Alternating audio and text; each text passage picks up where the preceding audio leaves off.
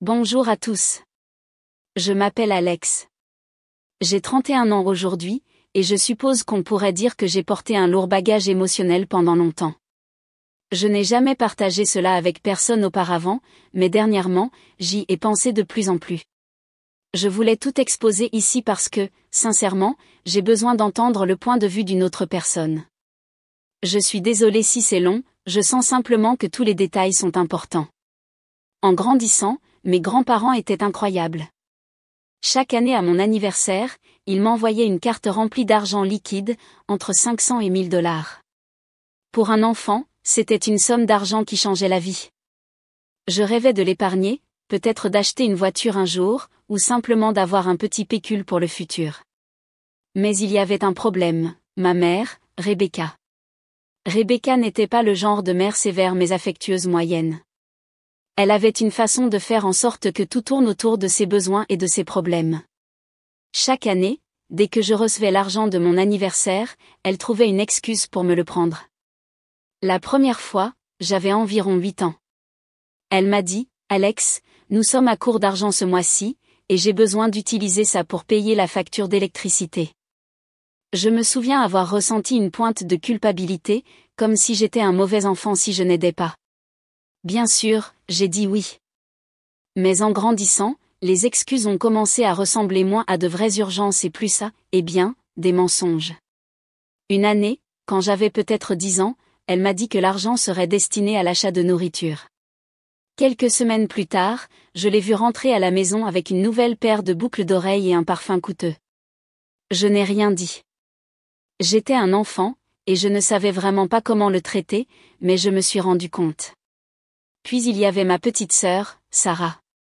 Elle a 3 ans de moins que moi, et ne vous méprenez pas, je l'aime. Mais en grandissant, j'avais le sentiment qu'elle était la préférée. Si je recevais de l'argent pour mon anniversaire, il finissait toujours par profiter à Sarah. Une année, mes grands-parents m'ont envoyé 1000 $. J'étais euphorique, pensant que peut-être cette année serait différente. Mais non, maman l'a repris.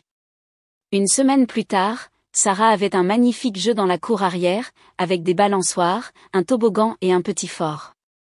Je n'ai même pas reçu de « merci » ou de reconnaissance du fait que l'argent m'était destiné. J'ai commencé à remarquer un schéma. Chaque Noël, chaque anniversaire, chaque fois que je recevais de l'argent ou une carte cadeau, cela disparaissait. « C'est pour la famille », disait maman. « Tu ne veux pas nous aider ?» Et à chaque fois, Sarah finissait avec quelque chose de brillant et de nouveau, une tablette, une paire de chaussures chères, peu importe. Quand je suis arrivée à l'adolescence, j'étais devenue amère. J'ai commencé à poser des questions, à m'opposer un peu. Je disais des choses comme « Pourquoi Sarah reçoit-elle toujours les choses que mon argent paie ?» Maman l'ignorait, prétendant que Sarah avait plus besoin de ces choses que moi. « Elle est plus jeune », disait maman. « Elle ne comprend pas le sacrifice comme toi. » Et ainsi, je me sentais coupable et je me tais. Le point de rupture est arrivé quand j'avais 16 ans. Cette année-là, mes grands-parents m'ont donné 1500 $ pour mon anniversaire, mon plus gros cadeau jusqu'à présent. J'étais tellement excitée. J'avais économisé pour acheter une voiture d'occasion, et cela allait me rapprocher de mon objectif. Mais comme on pouvait s'y attendre, maman s'est jetée dessus. Cette fois, son excuse était que la voiture que nous partagions avait besoin de réparation. Elle m'a promis qu'elle me rendrait l'argent dès que les choses se stabiliseraient. Je ne la croyais pas, mais je n'avais pas l'impression d'avoir le choix. Effectivement, l'argent a disparu. Mais au lieu de réparer la voiture, maman l'a dépensé pour une nouvelle console de jeux pour Sarah, avec une pile de jeux. Quand je l'ai confrontée, elle s'est mise sur la défensive, m'accusant d'être égoïste et ingrat. « Je suis ta mère », a-t-elle lancé. « Je sais ce qui est le mieux pour cette famille. » J'étais furieux. Pour la première fois, je lui ai dit non. Je lui ai dit que j'en avais assez de tout sacrifier pour le bonheur de Sarah. Et tu sais ce qu'elle a fait ? Elle s'est mise à pleurer, sanglotant à quel point il était difficile d'être mère célibataire et à quel point j'étais ingrat pour tout ce qu'elle avait fait pour moi. Sarah, bien sûr, s'est rangée de son côté. « Pourquoi es-tu si méchant avec maman ?» a-t-elle demandé, la voix pleine d'innocence. Je me suis sentie comme le méchant de ma propre histoire. Ce soir-là, j'ai pleuré jusqu'à m'endormir, non pas parce que j'avais perdu l'argent, mais parce que je me suis rendu compte que je n'avais jamais eu voix au chapitre dans ma propre famille. Aujourd'hui, à 31 ans, je vois les choses beaucoup plus clairement. Maman ne me prenait pas seulement l'argent, elle me prenait ma capacité de décision, mon sentiment de sécurité et ma capacité à rêver par moi-même. J'ai travaillé sur beaucoup de cela en thérapie, mais certaines blessures ne guérissent pas du jour au lendemain. Parfois, je me demande si Sarah sait même combien j'ai sacrifié pour elle. J'en doute.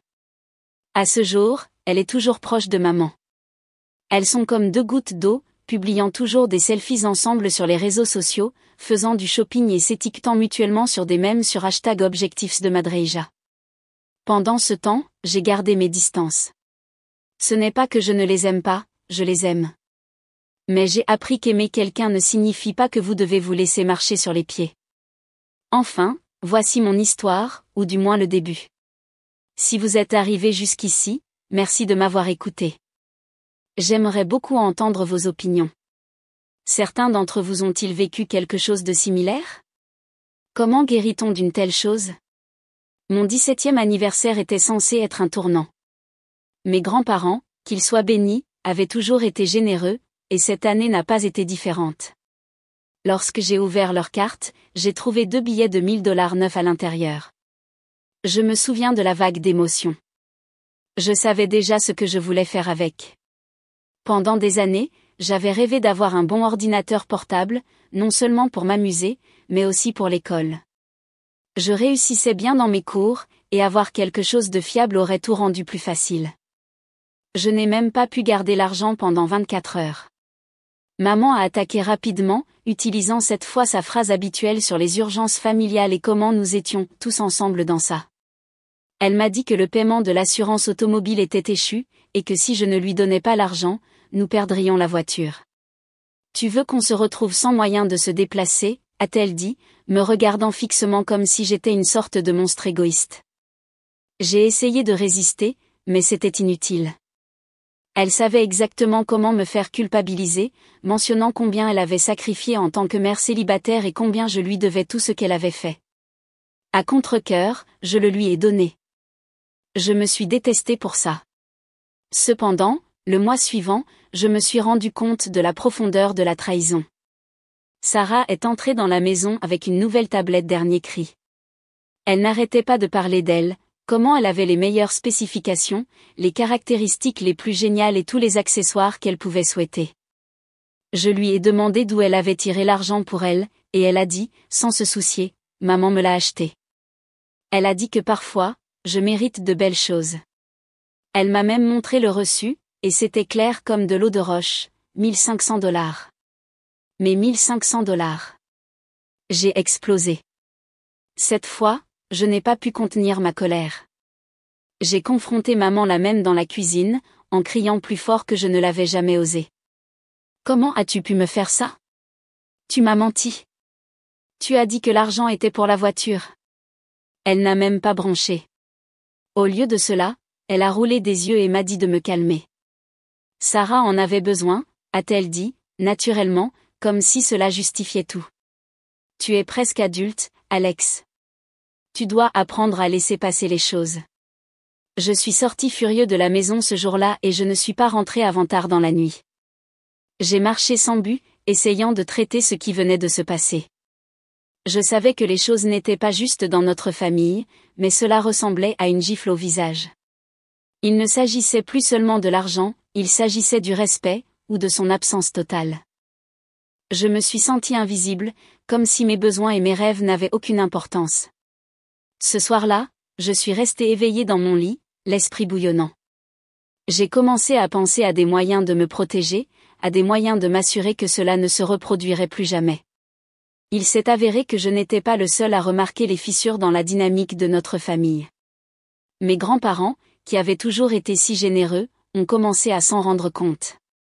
Je ne sais pas s'ils ont entendu quelque chose ou s'ils ont simplement commencé à additionner 2 et 2, mais au moment où Noël est arrivé, ils ont changé leur approche.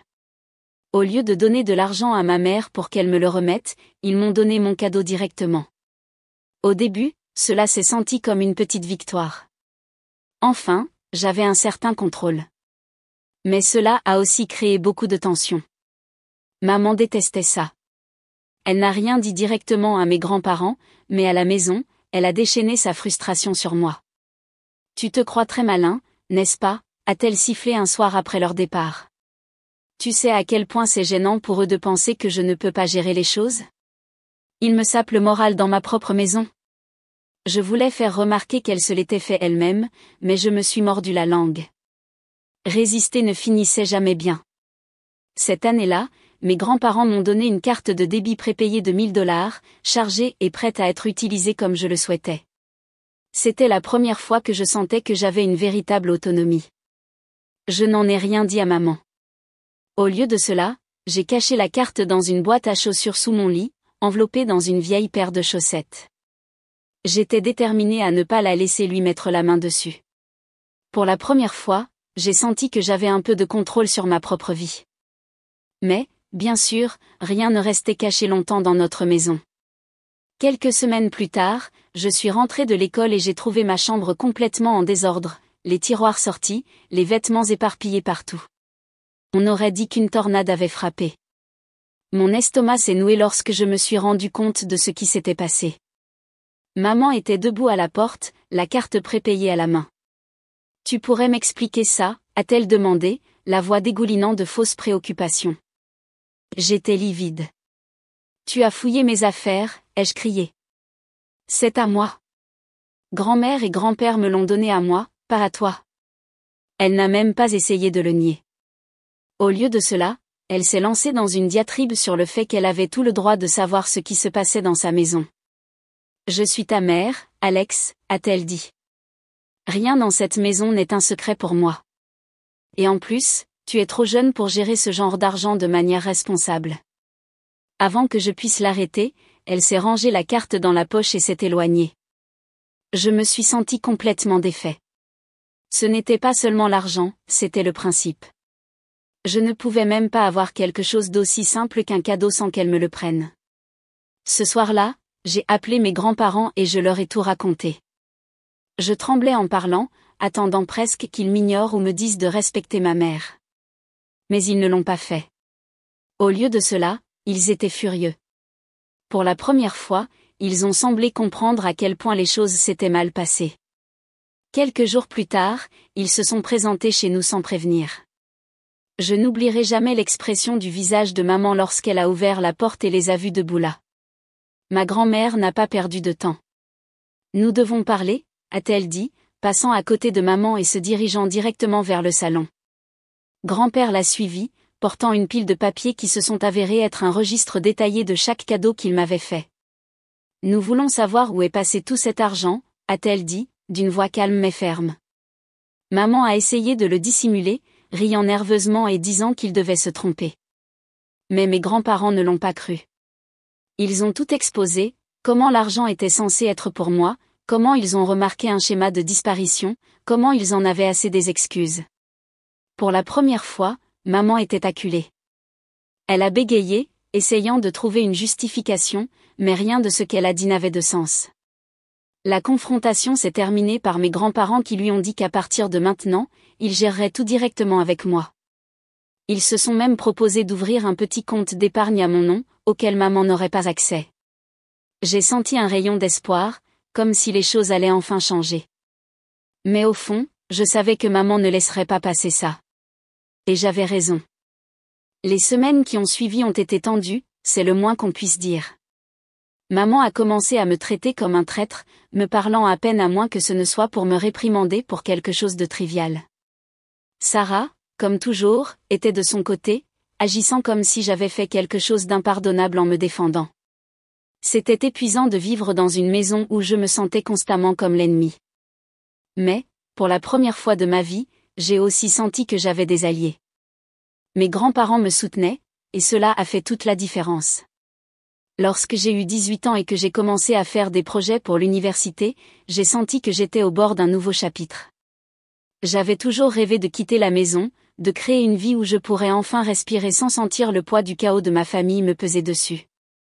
Mes grands-parents, toujours la bouée de sauvetage, sont intervenus à nouveau. Ils m'ont surpris avec un cadeau de 25 000 $, une somme énorme pour couvrir les frais de scolarité, les livres et tout autre élément essentiel dont j'aurais besoin pour commencer mon voyage universitaire. Je me souviens m'être senti submergé par la gratitude. Pour la première fois de ma vie, j'avais l'impression que les étoiles s'alignaient, comme si c'était peut-être le répit dont j'avais besoin. J'ai fait l'erreur de partager les bonnes nouvelles avec ma mère. Je ne sais pas pourquoi je l'ai fait. Peut-être qu'une partie de moi voulait toujours son approbation, ou peut-être que je voulais simplement qu'elle voie que j'étais enfin sur la voie de quelque chose de meilleur. Au début, elle a semblé sincèrement heureuse pour moi. C'est incroyable, Alex, a-t-elle dit, m'attirant dans l'un de ses câlins trop serrés. Tes grands-parents sont tellement généreux. J'aurais dû savoir alors que quelque chose n'allait pas. Son ton était trop doux, son sourire trop répété. Mais j'étais trop naïf pour le remettre en question. Au cours des semaines suivantes, j'ai commencé à me préparer pour l'université. Je me suis inscrit à des cours, j'ai recherché des manuels et j'ai même commencé à chercher des options de dortoir.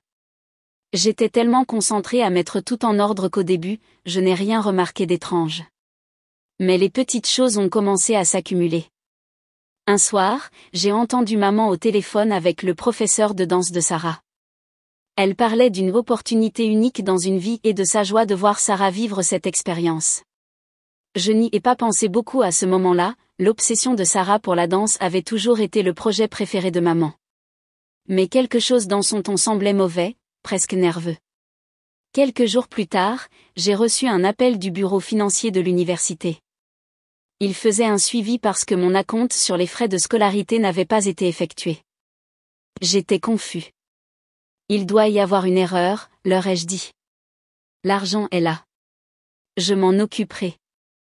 J'ai raccroché et je suis immédiatement allé vérifier le compte que mes grands-parents avaient ouvert. Mon cœur s'est affaissé lorsque j'ai vu le solde, 800 $. L'argent avait disparu.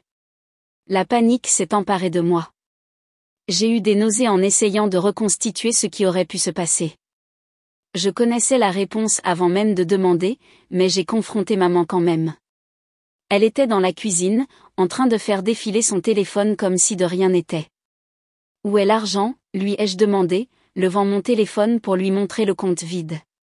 Elle n'a même pas branché.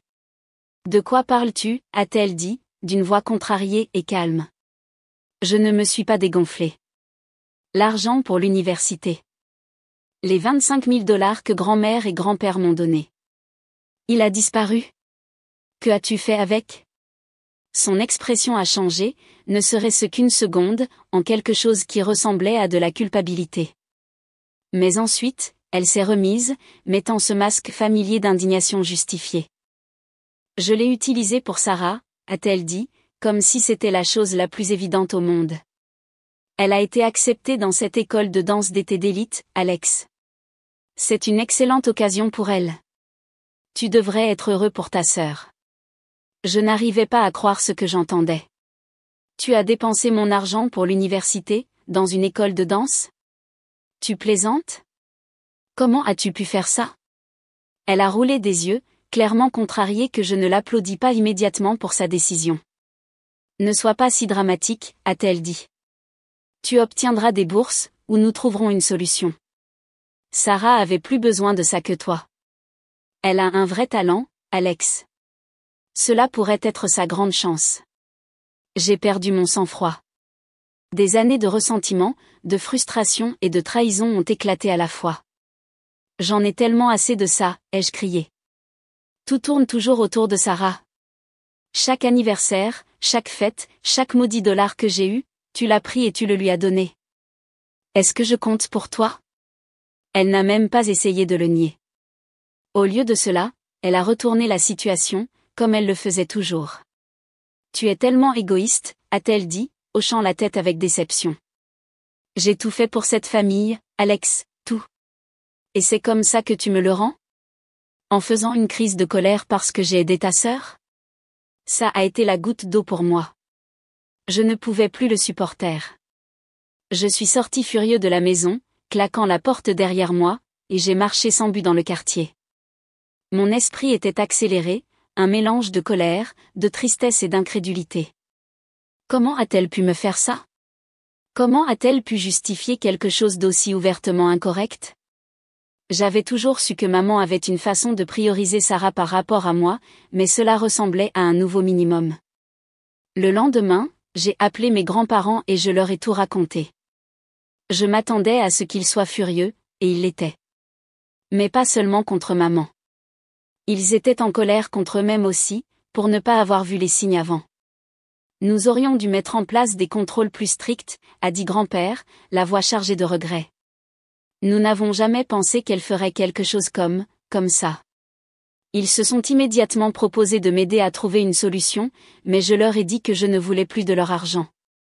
Je ne pouvais pas continuer à dépendre d'eux pour réparer les dégâts que maman créait. Ce n'était pas juste pour eux, et ce n'était pas juste pour moi. Je devais régler ça par moi-même. C'est à ce moment-là que j'ai décidé de prendre mes distances avec ma famille. Ce n'était pas une décision facile. Je les aimais toujours, malgré tout. Mais je savais que je ne pouvais pas continuer à vivre comme ça. Je ne pouvais pas continuer à laisser maman me dépouiller, émotionnellement et financièrement, sans tenir compte de mon avenir. J'ai déménagé quelques semaines plus tard, dormant sur le canapé d'un ami jusqu'à ce que je puisse trouver quelque chose de plus permanent. Ce n'était pas idéal, mais c'était la liberté. Et cela valait plus que tout pour moi. Maman ne l'a pas bien pris. Elle m'appelait constamment, alternant entre me faire culpabiliser et me réprimander pour avoir abandonné la famille. Sarah, comme on pouvait s'y attendre, s'est rangée de son côté. Tu es tellement dramatique, a-t-elle dit lors de l'une de nos dernières conversations. Maman essaie juste de faire ce qui est le mieux pour nous. Tu le verras un jour. Je n'ai plus parlé à aucune des deux depuis des années. Parfois, je me demande si elles se rendent même compte de ce qu'elles ont fait, de combien elles m'ont blessée. Mais ensuite, je me rappelle que ce n'est pas grave. Ce qui compte, c'est que je vis enfin ma propre vie, à mes propres conditions. Et pour la première fois, j'ai l'impression d'avoir un avenir qui est le mien. J'avais ruminé cela pendant des années, l'argent perdu, la manipulation, les mensonges. Tout pesait sur moi comme un orage dont je ne pouvais pas m'échapper. Après m'être éloignée de ma famille, j'ai pensé que je pourrais surmonter ça. Mais la colère ne s'est jamais vraiment dissipée. Chaque fois que je vérifiais mon compte bancaire ou que je pensais à la difficulté que j'avais à rembourser mes prêts étudiants, elle ressurgissait. Les 25 000 $ que mes grands-parents m'avaient donnés n'étaient pas seulement de l'argent, c'était une bouée de sauvetage que Rebecca m'avait arrachée, me laissant à moi-même. Un soir, je surfais sur mon téléphone lorsque j'ai vu apparaître un SMS de groupe de Sarah, dîner de famille dimanche chez maman. Tout le monde est invité. Soyez là. J'ai failli l'ignorer. L'idée de m'asseoir à la même table que maman me rendait malade. Mais quelque chose en moi a cliqué. J'ai décidé que je ne pouvais pas continuer à l'éviter. Je ne pouvais pas continuer à la laisser s'en sortir. Ce dîner serait l'occasion de la confronter une fois pour toutes, de mettre tout sur la table. Dimanche est arrivé plus vite que je ne le pensais. Je suis arrivée chez maman juste à temps, l'estomac noué en marchant à la porte. L'odeur du poulet rôti emplissait l'air et le son des rires résonnait depuis la salle à manger. Sarah m'a accueillie avec un grand sourire, agissant comme si rien n'avait été mauvais. « Alex. Tu y es arrivé, a-t-elle dit, m'attirant dans ses bras. Maman va être tellement heureuse que tu sois là. » J'ai forcé un sourire, mais je n'ai pas pu enlever le nœud dans ma poitrine. Maman est apparue un instant plus tard, portant un plateau de boissons. Eh bien, regardez qui a décidé de nous faire l'honneur de sa présence, a-t-elle dit, d'un ton dégoulinant de fausse chaleur. Elle m'a tendu un verre de thé glacé et m'a indiqué de m'asseoir. La table était pleine. En plus de maman et Sarah, mes grands-parents étaient là, ainsi que mon père, John. Lui et maman avaient divorcé il y a des années, mais ils étaient toujours en bons termes, ou du moins, je le croyais. Le voir là m'a surpris. Il avait toujours été silencieux, le genre de personne qui restait à l'écart du drame familial. Mais ce soir-là, il avait l'air différent, tendu, comme s'il se préparait à quelque chose. Le dîner a commencé sans incident, de petites conversations sur le travail, la dernière représentation de danse de Sarah et quelques ragots sur les voisins. Je suis resté silencieux, attendant le bon moment. Finalement, pendant que l'on débarrassait les assiettes, je n'ai plus pu me retenir. J'ai quelque chose à dire, ai-je commencé, d'une voix ferme mais assez forte pour couper la conversation. Tous les regards se sont tournés vers moi. Le sourire de maman a hésité une seconde avant de se remettre en place. Qu'est-ce que tu as en tête, Alex, a-t-elle demandé gentiment, même si j'ai pu voir la lueur d'irritation dans ses yeux. J'ai respiré profondément et je me suis lancée. J'ai beaucoup réfléchi à l'argent que grand-mère et grand-père m'ont donné pour l'université. Tu sais, les 25 000 $. Son sourire s'est figé et la pièce est restée étrangement silencieuse. Sarah s'est arrêtée à mi-gorgée, les yeux se déplaçant entre maman et moi. Alex, de quoi parles-tu, a dit maman, d'un ton qui devenait défensif. Cet argent a été utilisé pour la famille, comme nous en avons parlé. Non, ai-je dit fermement, me penchant en avant. Il n'a pas été utilisé pour la famille. Il a été utilisé pour l'école de danse de Sarah. Tu as pris mon argent pour les frais de scolarité et tu l'as dépensé dans son programme d'été sans même me le demander. Et ce n'est pas la première fois, maman. Cela se produit toute ma vie. Sarah a halté, son visage est devenu rouge. Quoi? Maman, est-ce vrai, a-t-elle demandé, la voix tremblante. Maman s'est tournée vers elle avec un regard exagéré de surprise. Bien sûr que non, s'est-elle exclamée. Alex est confus. Il a toujours été aussi dramatique. Je ne me suis pas dégonflée. J'ai sorti mon téléphone et j'ai ouvert un dossier de pages scannées d'un vieux carnet, mon journal d'il y a des années. J'ai écrit des choses pendant des années, maman, ai-je dit, la voix de plus en plus forte. Toutes les fois où tu as pris mon argent. La fois où tu as dépensé mon cadeau d'anniversaire pour la tablette de Sarah. La fois où tu as menti au sujet de l'assurance automobile. Tout est ici. Mes grands-parents ont échangé des regards mal à l'aise et mon père a finalement parlé. Rebecca, a-t-il dit, d'un ton plus aigu que je ne l'avais jamais entendu, de quoi parle-t-il? Est-ce vrai, a-t-il interrompu. Elle a hésité, puis a finalement dit, j'ai fait ce que je devais faire pour Sarah. Elle avait besoin de cette chance. Papa a secoué la tête avec incrédulité. Je n'arrive pas à croire ça. Toutes ces années, j'ai pensé que tu étais simplement mauvaise avec l'argent, mais ça, c'est du vol, Rebecca. Tu as volé à ton propre fils. Sarah s'est mise à pleurer, courant hors de la pièce, tandis que maman restait assise là, le visage mélancolaire et honte. Mes grands-parents, le cœur brisé, se sont levés pour partir. Nous avons besoin de temps pour traiter ça, a dit grand-mère à voix basse, évitant le regard de maman. Quant à moi, j'ai ressenti un étrange mélange de soulagement et de tristesse. J'avais enfin dit ce que j'avais besoin de dire, mais cela avait d'un coup. Ma famille était plus fracturée que jamais et je ne savais pas si elle pourrait un jour se réparer. Ce fut le dernier dîner de famille auquel j'ai assisté. Je pensais être enfin libre après des années de manipulation et de mensonges. Je m'étais éloignée de ma mère, Rebecca, et j'avais commencé à reconstruire ma vie. J'avais mon propre appartement, un travail stable et un sentiment croissant d'indépendance. Ce n'était pas parfait, je remboursais toujours des prêts étudiants qui n'auraient pas existé si Rebecca n'avait pas volé mon fonds pour l'université, mais j'avançais enfin. Ou du moins, je le pensais. Tout a commencé par un appel de ma banque. J'étais au travail lorsque mon téléphone a vibré. J'ai failli l'ignorer, mais quelque chose m'a poussé à répondre. Bonjour.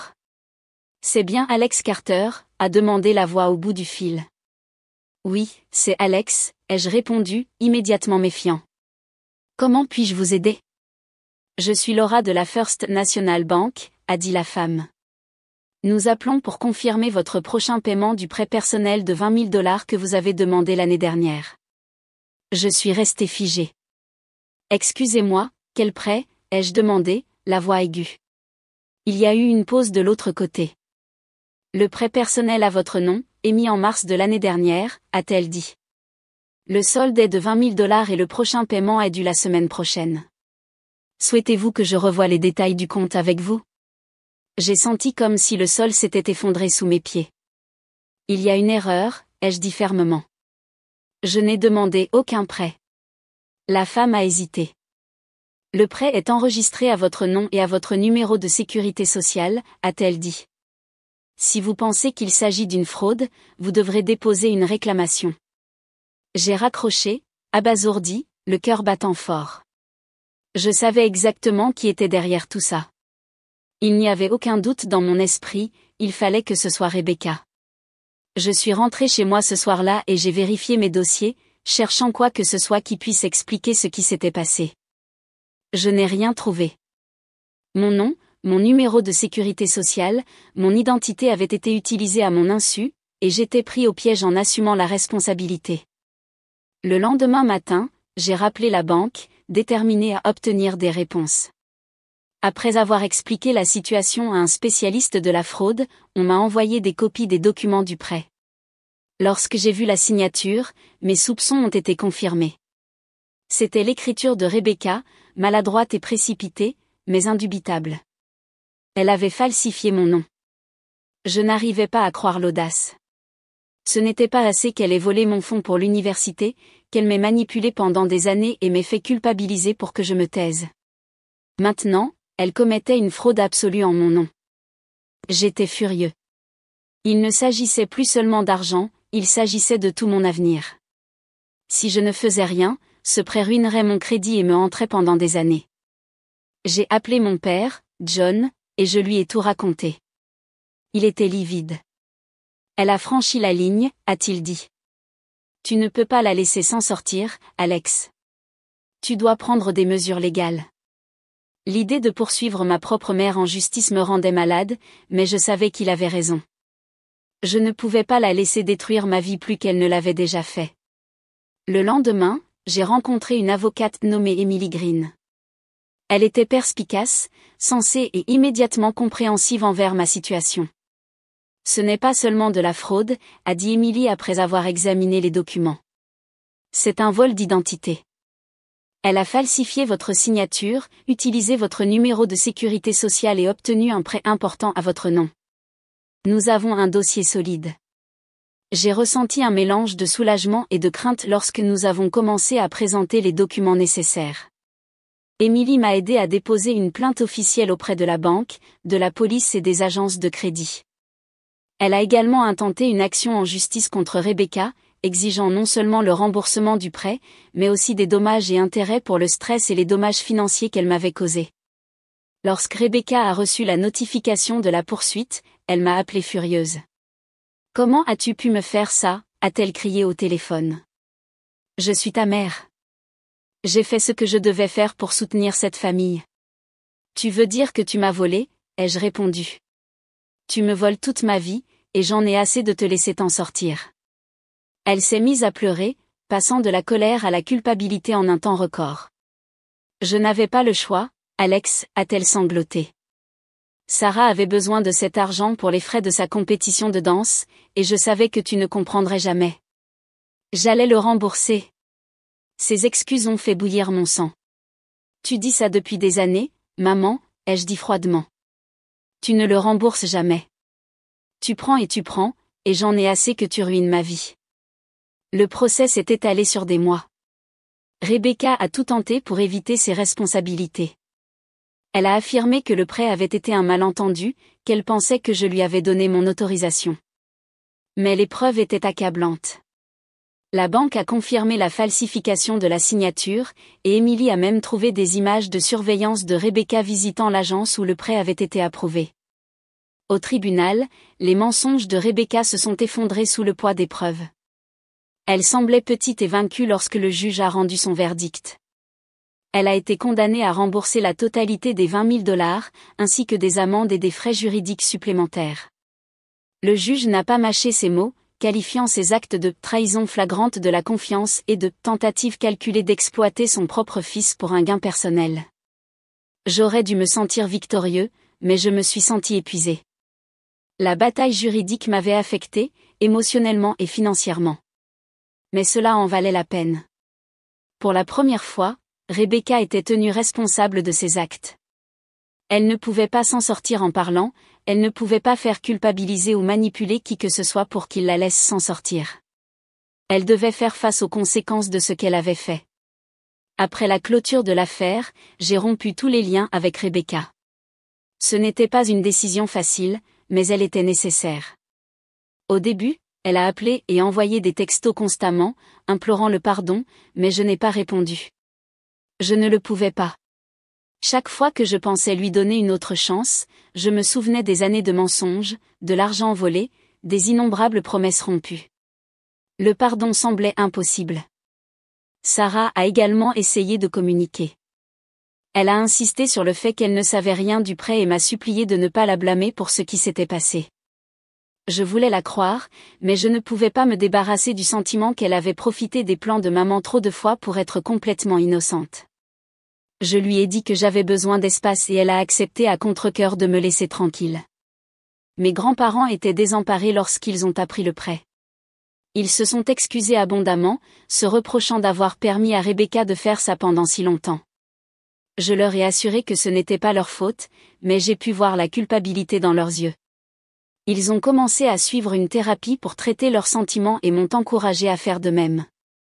Cela fait plus d'1 an que l'affaire judiciaire est terminée et je commence enfin à sentir que je peux respirer à nouveau. Mon crédit se rétablit lentement et j'ai même commencé à épargner pour la compte d'une maison. Les cicatrices que Rebecca a laissées sont toujours là, mais elles guérissent. J'ai appris à fixer des limites, à me défendre et à valoriser mon propre bonheur au-dessus de la manipulation d'une autre personne. Après le règlement de l'affaire judiciaire, j'ai pensé que le pire était passé. Rebecca avait été condamnée à rembourser le prêt et je venais de rompre les liens avec elle. Pour la première fois depuis des années, j'avais l'impression d'avoir le contrôle de ma propre vie. Mais, bien sûr, rien avec ma famille ne pouvait être aussi simple. Les conséquences de la bataille juridique s'étendaient à toutes les relations que j'avais, me ramenant au chaos que j'avais tant de mal à laisser derrière moi. Cela a commencé par un message vocal de Rebecca. Je ne lui avais pas parlé directement depuis la décision du tribunal, et j'avais bloqué son numéro pendant le procès. Mais elle a trouvé un moyen, en utilisant le téléphone de Sarah, de laisser un message mordant. Sa voix était venimeuse, tremblant de colère à peine contenue. « Alex, j'espère que tu es heureux. Tu as détruit cette famille. Tu te soucies de quelqu'un d'autre que de toi-même ? Tu as retourné mes grands-parents contre moi, tu m'as humilié au tribunal et maintenant Sarah ne sait même plus quoi penser. Tu es un petit enfant égoïste et ingrat qui ne comprendra jamais les sacrifices que j'ai faits pour toi. J'espère que tu es fier de toi, destructeur de famille. » Je suis resté assis là à regarder mon téléphone, ressentant un étrange mélange de colère et de tristesse. Les mots ont fait mal, mais ils ne m'ont pas surpris. Rebecca avait toujours été une maîtresse manipulatrice, déformant le récit pour se présenter comme la victime. Pourtant, l'entendre m'appeler « destructeur de famille » a été comme une gifle au visage. Elle ne prenait ses responsabilités dans rien, ni l'argent volé, ni les mensonges, ni les années de manipulation émotionnelle. Pour elle, j'étais le méchant pour m'être défendu. Quelques jours plus tard, Sarah s'est approchée. Elle est apparue dans mon appartement sans prévenir, le visage pâle et les yeux rouges comme si elle avait pleuré. « Alex » a-t-elle demandé, se tenant à la porte les bras croisés fermement sur sa poitrine, « on peut parler ?» J'ai hésité, mais je l'ai finalement laissée entrer. Elle s'est assise sur mon canapé, jouant avec l'ourlet de son pull. « Je voulais juste m'excuser » a-t-elle dit à voix basse, pour tout. Je n'avais aucune idée de ce que faisait maman. Si je l'avais su, je l'aurais arrêtée. Je ne savais pas comment répondre. Une partie de moi voulait la croire, mais une autre partie de moi ne pouvait pas oublier toutes les fois où elle avait profité des plans de Rebecca. Tu ne savais pas pour le prêt, ai-je dit prudemment, mais tu savais pour la tablette, l'école de danse, toutes les autres fois où elle a utilisé mon argent pour t'acheter des choses. Le visage de Sarah s'est froissé et les larmes ont coulé sur ses joues. Je pensais que c'était différent, a-t-elle dit, la voix brisée. Je pensais que maman faisait de son mieux, qu'elle avait tout sous contrôle. Je ne savais pas que ça venait de toi. Ces paroles semblaient sincères et pendant un instant, j'ai senti une lueur d'espoir. Peut-être que Sarah n'était pas aussi complice que je l'avais pensé. Peut-être que nous pourrions reconstruire une sorte de relation. Mais ensuite, elle a dit quelque chose qui a brisé cet espoir. « Mais tu n'avais pas besoin d'aller aussi loin » a-t-elle dit, changeant de ton. Poursuivre maman en justice, la traîner devant les tribunaux, tu sais à quel point c'était humiliant pour elle ? Pour moi. Tu as tout aggravé. Je l'ai regardé, stupéfait. Tu es sérieuse, ai-je demandé, élevant la voix. Elle m'a volé 20 000 $, Sarah. Ce n'est pas juste une petite erreur. Elle me vole toute ma vie. Comment est-ce de ma faute? Je ne dis pas que c'est de ta faute, a dit Sarah rapidement. Je crois juste que tu aurais pu gérer ça autrement. Nous sommes une famille, Alex. Tu n'avais pas besoin de lui ruiner la vie. Je n'arrivais pas à croire ce que j'entendais. Elle s'est ruinée la vie elle-même, ai-je lancé. Et elle ruine la mienne depuis des années. J'en ai assez qu'on me marche sur les pieds, Sarah. Si tu ne vois pas ça, alors peut-être que tu fais partie du problème. Sarah a sursauté, mais n'a pas discuté. Elle s'est levée, essuyant ses larmes. Je suis désolée que tu te sentes comme ça, a-t-elle dit à voix basse. Mais je ne peux pas tourner le dos à maman. Elle reste ma mère, quoi qu'elle ait fait. Après son départ, je suis restée assise seule dans mon appartement, essayant de traiter ce qui venait de se passer. J'avais toujours su que Sarah et Rebecca avaient un lien étroit, mais je n'avais pas réalisé à quel point il était profond. Même après tout ce que Rebecca avait fait, Sarah la défendait toujours, me blâmant toujours pour les conséquences. La semaine suivante, mes grands-parents m'ont invitée à dîner.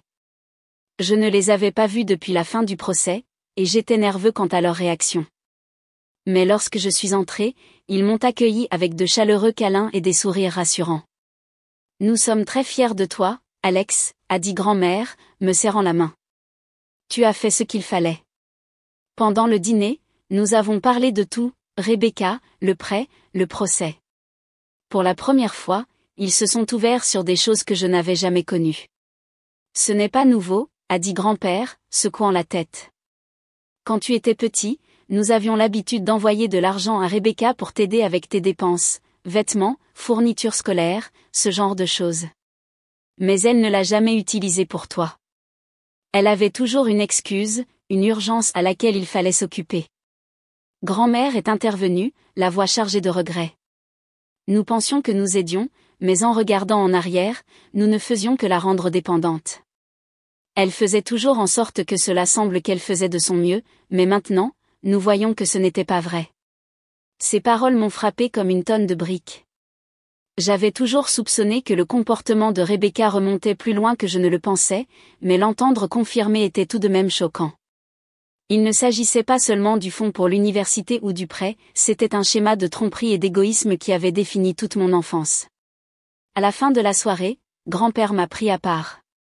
Tu as traversé beaucoup de choses, Alex, a-t-il dit, d'une voix ferme. Mais tu es plus fort qu'elle ne te l'a donné crédit.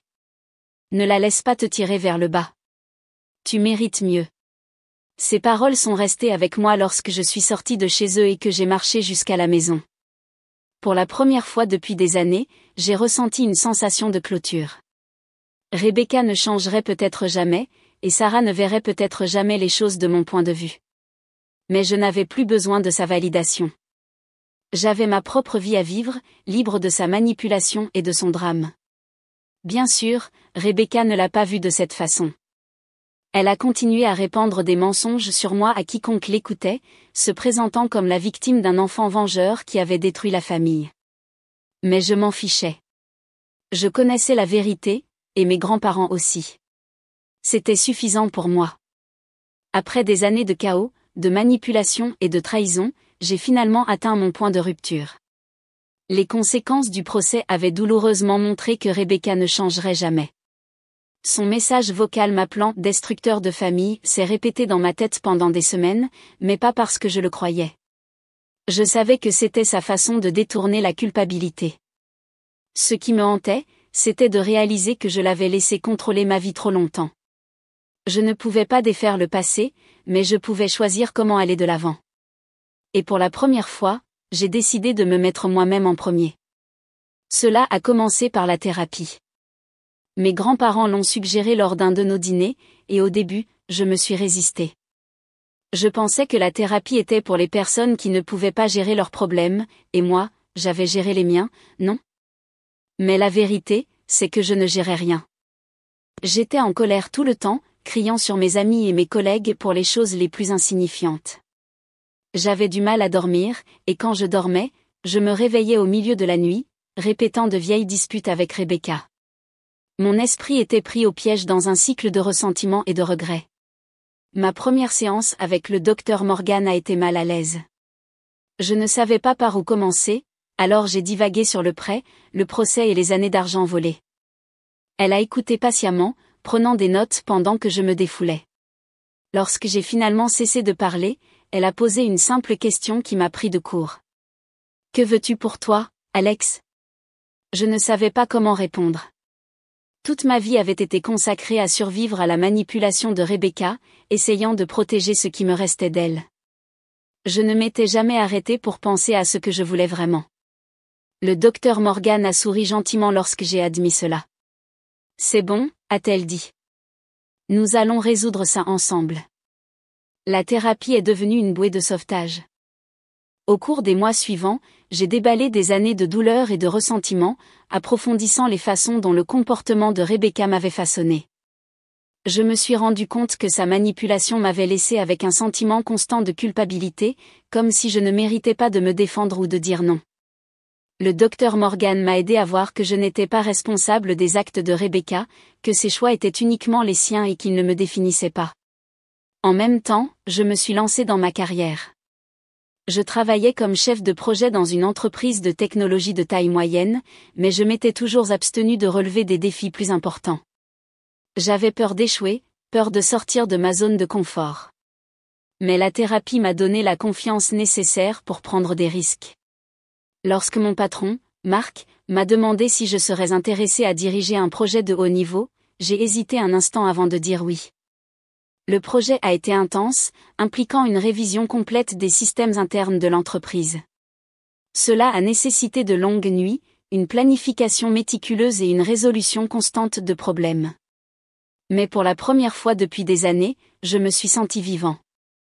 Je ne faisais pas que suivre les mouvements, je prospérais. Mon équipe me respectait et mon patron louait mes compétences en leadership. Lorsque le projet s'est terminé avec succès 6 mois plus tard, Marc m'a appelé dans son bureau. « Alex, je suis impressionné, » a-t-il dit, se penchant en arrière sur sa chaise. « Tu as relevé un défi énorme et tu l'as surmonté avec brio.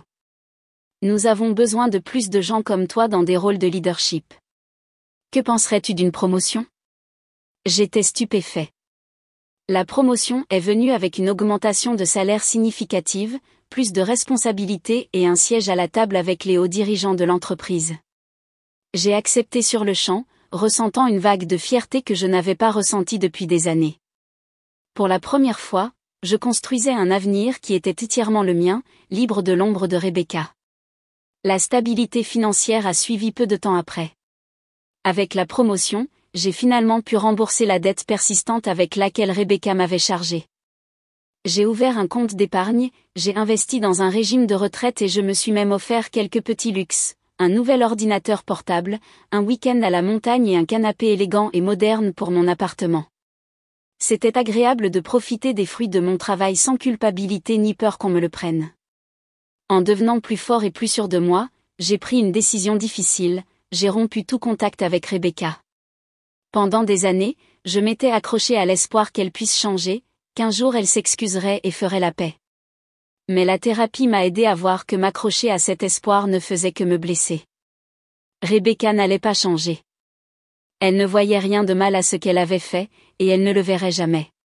La meilleure chose que je puisse faire pour moi-même était de la laisser partir. Je lui ai envoyé une lettre, non pas une lettre de colère, mais une déclaration claire et ferme de mes limites. Je lui ai dit que je ne pouvais plus la garder dans ma vie, que ses actions avaient causé trop de douleur et que j'avais besoin de me concentrer sur ma propre guérison. Je n'ai pas attendu de réponse. J'ai bloqué son numéro, son courriel et ses comptes de réseaux sociaux. Pour la première fois, je me suis sentie vraiment libre.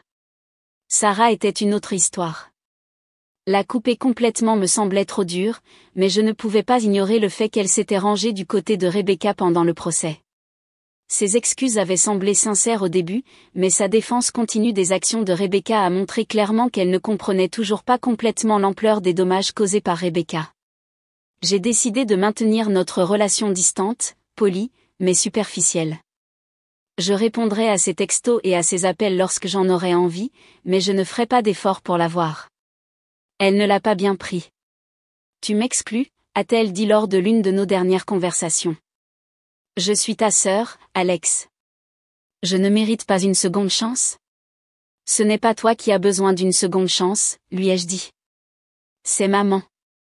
Et tant qu'elle n'assumera pas la responsabilité de ce qu'elle a fait, je ne peux pas être près d'elle, ni de personne qui la défend. Sarah n'a pas discuté après ça.